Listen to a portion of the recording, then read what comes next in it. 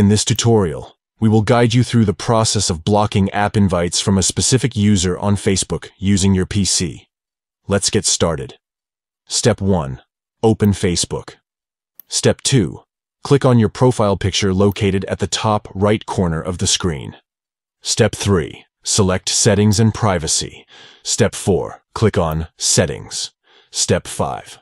On the left side, click on Privacy. Step 6. Locate and click on Blocking. Step 7. Next to Block App Invites, click on the Edit button. Step 8. Click on Add to Blocked List.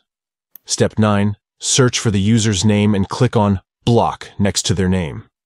By following these simple steps, you can now block app invites from the specific user on Facebook, ensuring a more personalized and focused experience. Thank you for watching this tutorial. If you found it helpful, don't forget to like and subscribe to our channel for more useful tips and tricks.